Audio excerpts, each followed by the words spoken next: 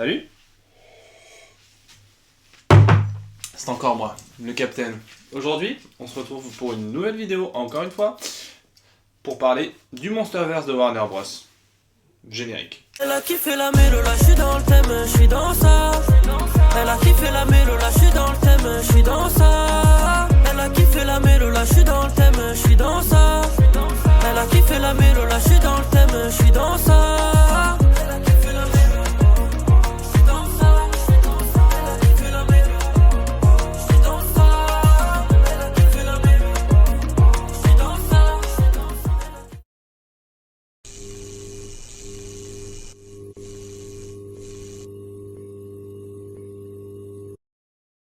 Alors, aujourd'hui, on se retrouve pour parler du Monsterverse parce que j'ai été voir Godzilla X Kong, le Nouvel Empire. Et j'hésite entre Kung Fu Panda et Dune partie 2 pour la qualité de ce film, finalement. Parce que Godzilla et Kong sont des figures cultes du cinéma qui ont été reprises par Warner Bros. Pour lancer un univers partagé. Parce que, évidemment, comme dans les bandes dessinées, comme dans les comics, comme dans les séries, quand quelque chose marche dans la culture, tout le monde essaie de refaire pareil. Et quand, en 2012, Marvel brise littéralement le cinéma avec Avengers et son univers partagé de super-héros, où chaque personnage peut aller dans les films des uns et dans les séries des autres, les producteurs ils se disent « Oh putain, on va faire des univers partagés avec tout !» Ce qui est en soi pas une mauvaise idée. DC Comics, voilà, on fait leur tambouille de leur côté pour le résultat qu'on sait. Et Warner Bros.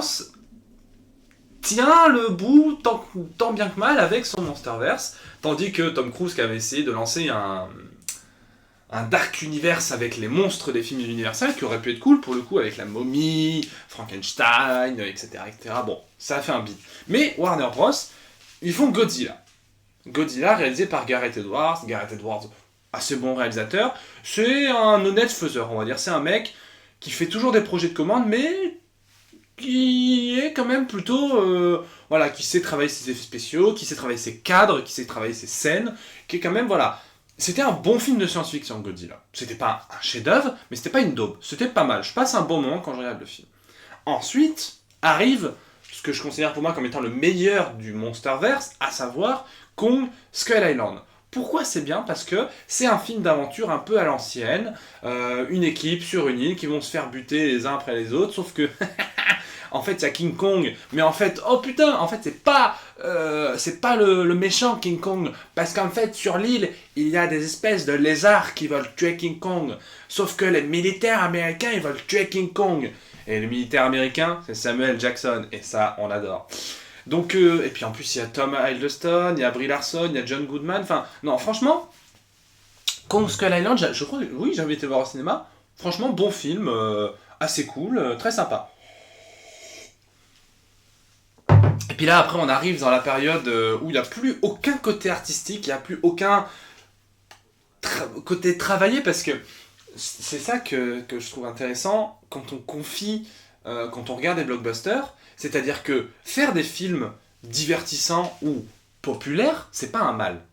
C'est très bien. Les films sont faits pour le public, pour que des gens payent pour aller les voir. Donc, c'est pour ça que moi, Marvel, les gens qui disent c'est nul, non, parce que en fait, t'as le droit de faire des films juste fun et décomplexés à partir du moment où le côté artistique de la chose est bien. Je prends un exemple que tout le monde va connaître, Indiana Jones. Indiana Jones, c'est pas un film politique qui remet en question ta vision du monde, ou ta vision sur les choses, sur le cinéma. C'est juste un gars qui cherche des trésors, et en même temps, il tue des nazis. Donc déjà, c'est très cool. Et, c'est Spielberg derrière, donc les cadres sont travaillés, les décors sont travaillés, tout est travaillé, ce qui en fait des chefs-d'œuvre. Donc, là, dans les deux premiers films du Monsterverse que je vous ai cités, donc Godzilla et Kong Skull Island, c'était des films un peu con par moment, un peu on va mettre des scènes d'action avec des hélicoptères. Moi ça me parle, parce que je suis un peu débile, donc c'est pas trop mal. Et là, à partir de Godzilla 2, mais il n'y a plus rien, il n'y a plus aucun côté artistique, il n'y a plus de côté de cadre travaillé, de côté de musique. En fait, il n'y a plus aucun cinéma dedans. C'est-à-dire que on passe donc d'un film avec un monstre, où on se dit « Eh ben dans Godzilla 2, il y aura 4 monstres !» Formidable. Donc on a un ptérodactyle en feu, et quand il bat des ailes, ça fait des tornades de feu, globalement. On a un papillon, on a Godzilla, et on a un dragon à 3 têtes qui crache des éclairs. Le scénario, il tient sur un post-it, un post-it de 23 cm, où les scénaristes, ils ont fait « Eh ben on va foutre 4 monstres et ils vont se mettre sur la tronche. » Fin du film, c'est tout ça. Et puis à la fin, Godzilla, il est en feu, il est nucléaire, et il détruit le dragon à 3 têtes, parce que là, le papillon gentil s'est fait tuer, le ptérodactyle aussi. Il y a des villes entières qui se font démolir la gueule, et le film suivant, les gens sont en mode oui, il y a des monstres sur Terre, mais bon, Godzilla est de notre côté, donc ça va. Et là, on arrive après, en 2020 ou 2021, 2022, je sais plus, sur un truc formidable. Godzilla contre King Kong. C'est formidable, non mais c'est exceptionnel. En fait, ces films, ils rentrent... Enfin, en tout cas, pour le cas de Godzilla 2 et de Godzilla contre Kong, dans le cadre de ce qu'appellent les cinéphiles un nanar. C'est-à-dire un film qui est tellement premier degré, sérieux dans ce qu'il fait, mais qui, dans le scénario, dans les scènes, dans tout ça, est tellement débile que ça en devient involontairement drôle. Il y a des nanars qui sont sublimissimes, hein. Genre... Qu'est-ce que je pourrais vous citer comme nanar ? Du coup, Godzilla 2 et Godzilla contre Kong. Parce qu'il y a donc King Kong qui est sur son île, comme ça, surveillé par Monarch. Voilà, il tue des bêtes, il mange. Enfin, c'est un animal, quoi, finalement. Et puis, de l'autre côté, t'as Godzilla qui, voilà, il est dans l'océan, il se recharge, il tue ses petites créatures, il est bien. Enfin, voilà, deux animaux, quoi. Et, par un concours de circonstances, finalement, Godzilla commence à devenir fou. Donc là, Monarch est en mode, faut qu'on le fasse affronter Kong, hein, il faut qu'on mette des grosses bêtes sur la gueule. Et donc, t'as les porte-avions, t'as Kong qui est comme ça sur un porte-avions, et t'as Godzilla qui arrive et il commence à se mettre des énormes patates de forain. Et alors là, c'est formidable. Là, on a une scène de 10 minutes, où genre ils se mettent sur la tronche, et c'est exceptionnel. Une scène aussi dans le même film, hein, mais en termes de stupidité, c'est exceptionnel. On a la planète Terre, on a Godzilla qui est à un moment de la Terre, Kong qui est dans ce qu'on appelle la Terre creuse, bon, vous verrez en regardant le film, et en fait Godzilla crée un trou avec son souffle atomique, et il dit, globalement, hein, il lui teinte à peu près ce langage, à Kong il lui dit « Viens manger tes morts, fils d'up ». Ce à quoi Kong répond « Ok, rouillage arrive, je vais te démarrer ». C'est exactement ce qui se passe dans le film, je ne mens pas. Donc, à Tokyo, ils se mettent sur la tronche.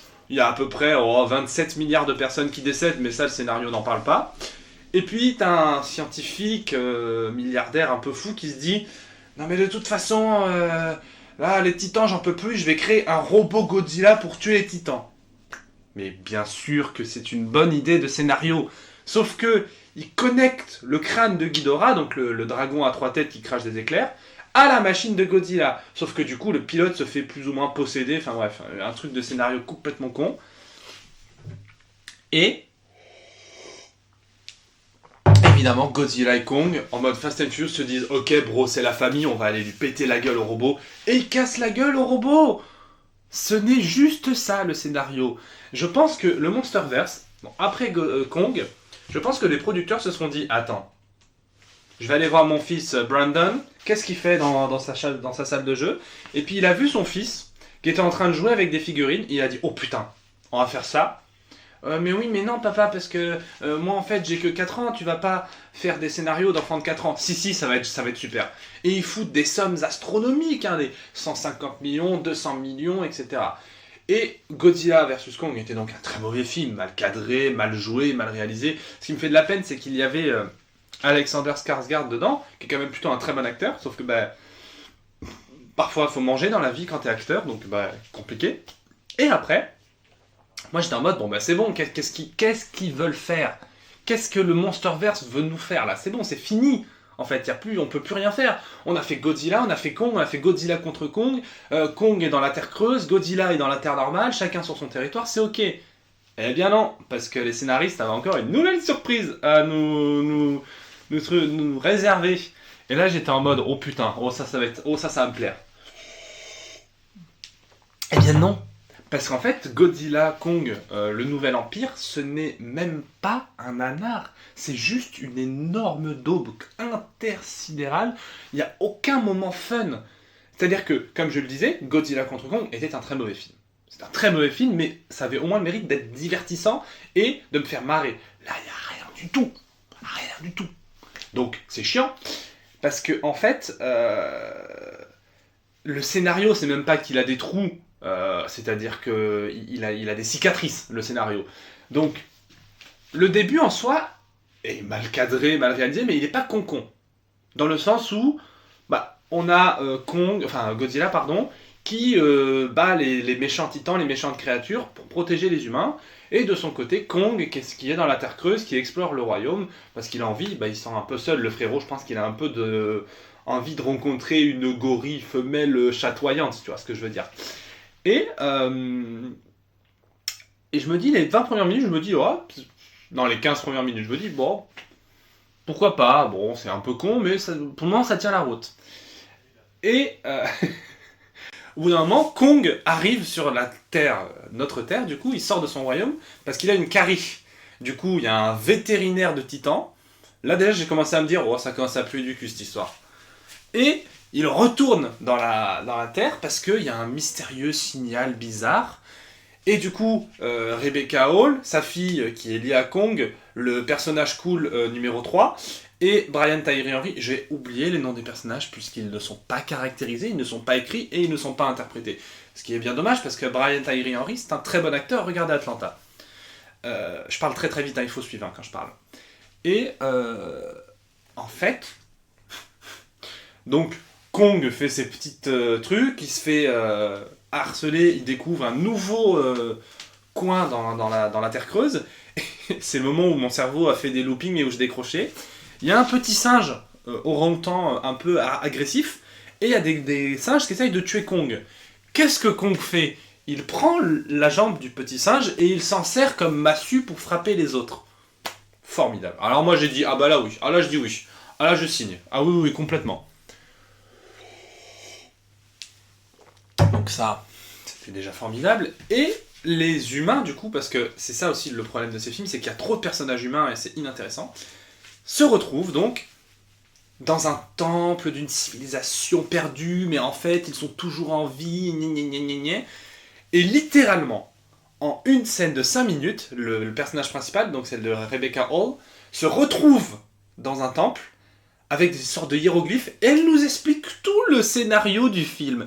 Elle dit, vraiment, en plus elle prend une voix un peu, comment dirais-je, un peu mystérieuse en mode, en fait, dans la Terre creuse, avant, les singes, ils protégeaient la planète Terre, et il y avait un méchant singe qui voulait aller sur la Terre et buter tout le monde, et du coup, Godzilla, il les a enfermés. Il s'appelle le Scar King. Il n'y a rien d'écrit sur les murs, il y a vraiment des espèces de petits hiéroglyphes en pierre taillée moche, et elle a tout décrypté. Franchement, elle est très intelligente, cette femme, et elle est brillante. Et donc là, on comprend que y a un nouveau méchant. Pendant ce temps-là, le montage alterne les deux scènes. On a Kong qui se fait démarrer par le Scar King, parce qu'en fait, le Scar King, il a une épine magique pour contrôler un dragon de glace. Là déjà, si vous avez à peu près une quantité de neurones à peu près normale, vous avez quitté la vidéo, c'est normal. Moi, j'ai quitté le film à ce moment-là. Du coup, Kong se fait démarrer, Kong a mal au bras, du coup on va lui donner une prothèse comme le soldat de l'hiver, et du coup Kong se dit, attends, parce que là il y a une armée de singes et il y a un dragon de glace, je peux pas y arriver tout seul, je vais aller voir Kong. Enfin Godzilla, pardon, je mélange les deux.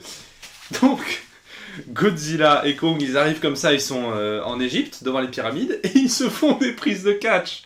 Ils se mettent des patates, ils se font des germanes susplex, ils se font des roulades et tout.